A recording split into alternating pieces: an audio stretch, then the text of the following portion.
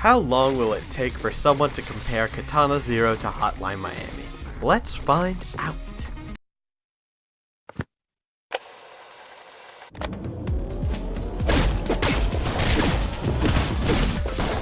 Taking more than a few cues from Hotline Miami,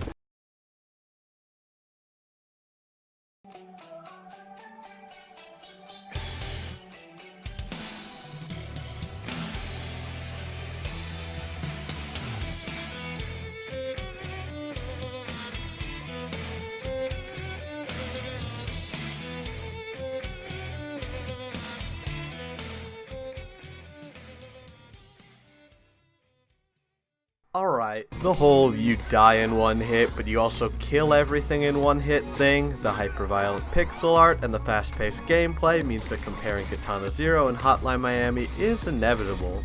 But, look, I know it's similar to Hotline Miami, and it's made by Devolver Digital on top of that, but, can we move on now?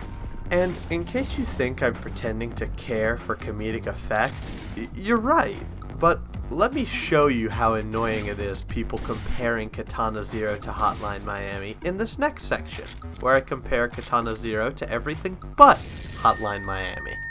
So in this game, you play as Samurai Jack, who's gotta get back to the future. To do that, you gotta hya, ching, and whoosh your way through various levels. Like Sekiro, Shadows Die Twice. The gameplay is absolutely incredible. I mean, wake the fuck up, samurai. We have a city to burn.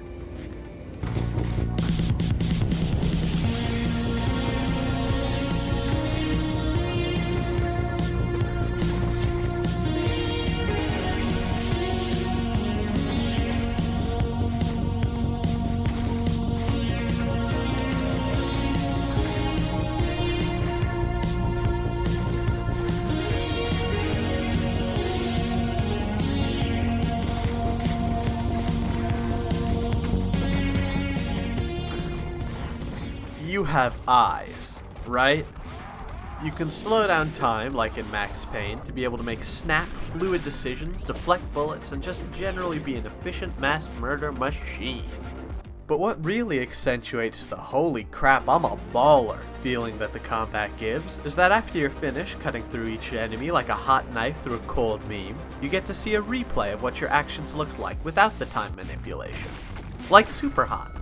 And what makes the gameplay even more compelling is its difficulty and enemy placement. Like Fear, the difficulty makes every challenge incredibly satisfying to overcome, but due to the lightning fast resets after death, like Downwell, the difficulty never feels frustrating. Katana Zero walks that balance of being tough but never feeling impossible, unlike My Little Pony Island Adventure. But even without considering the difficulty, the combat by itself is rather great. It's simple, like you, but that's far from a criticism. It does a lot with very little, like Celeste. For example, your basic katana attack can function like a double jump in a pinch to kill an enemy that's particularly high up, turning you from a samurai to a UFO. And, on top of the difficulty, how the levels are laid out is what gives the combat even more depth than the surprising amount of options you have. Just to detail some of those options, you could slow motion to rush a machine gun deflecting bullets all the way, or you could take some vents to slaughter them from behind, like Dishonored. Each level is pretty short and the difficulty scales rather nicely until the very end when you're flawlessly cutting a path through hordes of enemies. The combat is genuinely some of the best and most satisfying I've ever seen. Although, something that shocked me is that even though the combat is awesome, it's not the only thing that really makes this game special.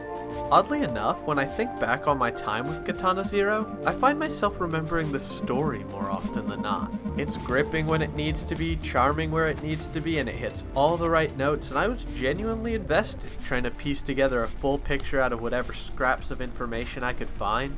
I firmly believe that the story is best played completely blind, but in the way of faults in the story, I will say this. The ending really annoys me. It feels sort of like a Marvel movie, pre-Endgame, although that's my only serious complaint. By the way, in case you didn't pick up on it, I'm done with the incessant comparisons. I could continue with them, but I won't. You're welcome.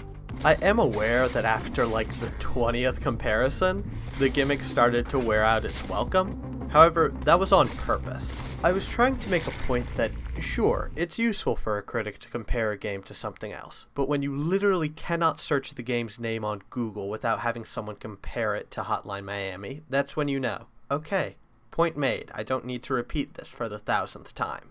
Now, here's the place where I would usually transition to a lukewarm analysis into the soundtrack, because to be perfectly honest, I don't usually care about soundtracks, but the music in Katana Zero is incredible.